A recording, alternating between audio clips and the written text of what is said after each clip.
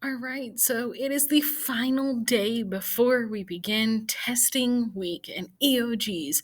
And I know there's nerves and stress, but excitement about the end of the year too. And so I wanted to take just a few moments to go over some testing tips for you and kind of a guide to help you be as successful as possible on EOGs. And some of these are just things so that's one less thing for you to worry about on testing day.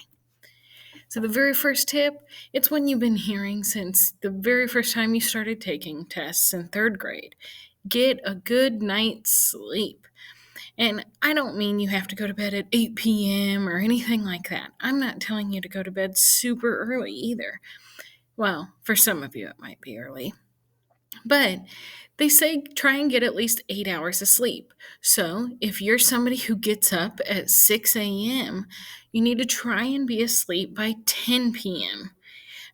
Which is not that crazy when you think about it. So try and get at least 8 hours sleep. And another thing with sleep is that if you fall asleep, if you're somebody who likes to fall asleep with electronics going, whether it be TV or iPad or playing on your phone, studies have shown that it takes your brain an extra 30 minutes to fall asleep after that. So while you might be asleep, to anyone else, we see you as asleep, your brain has not fully fallen asleep until 30 minutes after you shut off the electronics because there's so much stimulation going on. So if you need to be asleep by 10 p.m., turn off the electronics by 9:30 or however early it needs to be for you. They also show in studies that when you sleep, it helps your brain to heal, repair itself, and commit things to memory. So you're more likely to be more successful and remember things if you've gotten a good night's sleep. The next thing is eat a good breakfast. And I know I always have the people that look at that giant X and say, Miss Bennett, why is there an X over bacon and eggs and waffles? That's the best. I know, it's delicious. I love those things as well. But those things are high in grease and fats and the bad starches, which means that you will have a lot of energy for a short time and then you kind of crash. Your body can't stay awake long enough to continue on. And so you usually kind of feel some lag or drain as you're trying to take the test. The other thing I know, real talk, like real talk now, is that when we eat those things, usually within an hour or two after eating, like, your sausage, biscuits, and gravy, and hash browns, and eggs, and everything, your stomach feels it too. And that's the worst time in the middle of testing for your stomach to start hurting.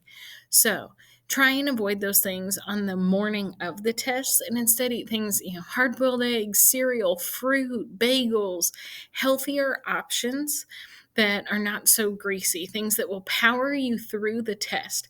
And then you can celebrate that night with some bacon. Who knows? But try and avoid it before the test. But do eat breakfast. I've also had people, and guys, I'm guilty of this. I'm one of those people who get so nervous, I forget to eat breakfast, or I just don't feel like eating breakfast. But then what happens? Your stomach will growl so loud in the middle of a test. Correction, loud to you. And that's where the problem comes in. Your stomach growls really loudly, and you think the whole class is staring at you, when in reality, most of them probably didn't even hear it or it didn't faze them, but it feels that way to you. And that much pressure and anxiety can really mess with somebody in the middle of a test. So make sure you eat something, even if it's just crackers. Make sure your cell phone is turned off. I know a lot of you don't have cell phones or don't bring them to school, but if you do, make sure it's completely OFF off.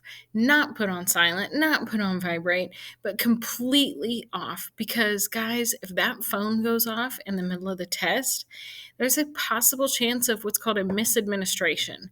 And that means everybody in that classroom has to retake the entire test. And you don't want to be the reason that not only you have to retake the test, but all of your classmates. So just make sure your cell phone's turned off so it doesn't even become a problem. As far as bathroom breaks, I always get asked this. Yes, you can go to the bathroom during the test if you really have to go, but you don't always get that time back, depending on the situation. So your teachers have to log when you left the room and when you came back, all sorts of testing accountability stuff. So the best bet, especially this year, because the test time is supposed to be shorter with a shorter test, go to the bathroom before the test begins, and you could probably make it that 2 hours till the end of the test. But if you absolutely can't hold it, go ahead and go. Just be quick about it and make sure you wash your hands before you come back. Remember to get here on time. Testing will always start by 8:30, and if you show up at 8:40, we might not be able to let you in the room. It kind of depends on each room situation and whether or not they've started testing and how it works in that room. But there could be a chance where you would have to make up the test on a different day.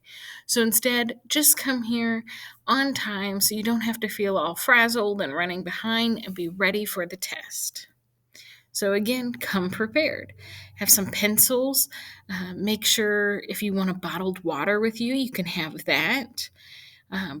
If you are somebody who gets to read aloud and you have your favorite headphones that you want to use, you can bring those. But come prepared with the things that you're going to need for the test. And most of all, come prepared to do well and to try your best.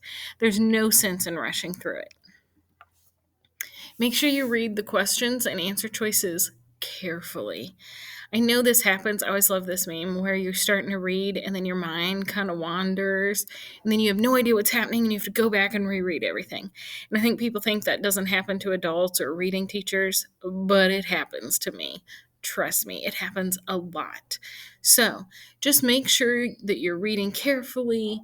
You can highlight things. You have the tools available on the NC Test app, and you're reading things carefully, because here's something that I've often said. Test makers, that's their entire job, is to make the tests. And sometimes, I could be really wrong on this, but sometimes I feel like they are trying to put together some of the trickiest questions. And if you don't read carefully, you're going to mess up something that you know the answer to. You just didn't read it all the way. So make sure you read it all the way through. It says summarize paragraphs in the margins, but sometimes that's harder on the online tool. So sometimes I have people summarize with one word, like what that paragraph's about, or maybe on your scrap paper, you could do that. But this is a test-taking strategy that I swear by, guys. I still do it, and I've seen it help so many of my students. The problem is when we read those long passages, you get to the end and you're like, wait, what just happened? And it asks you about paragraph 7, and you're like, I don't know, what?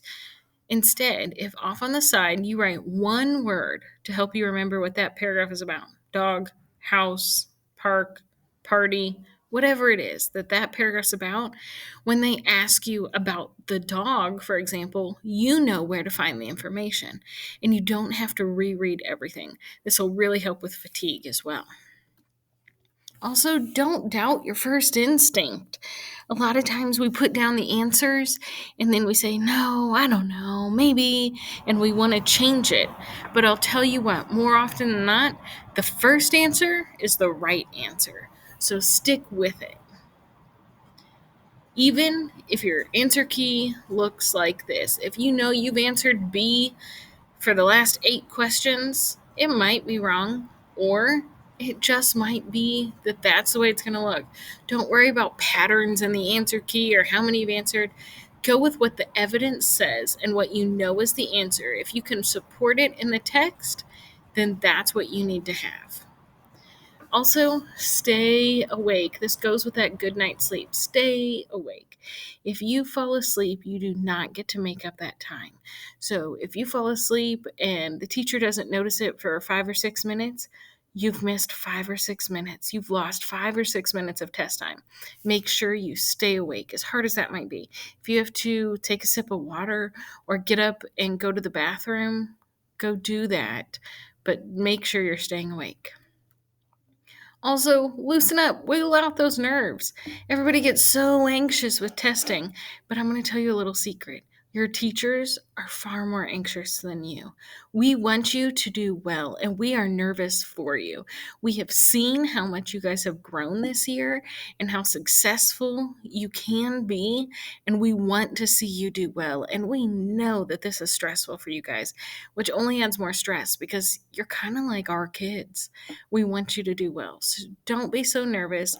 Know that your teachers are here for you, that we believe in you, we know what you can do.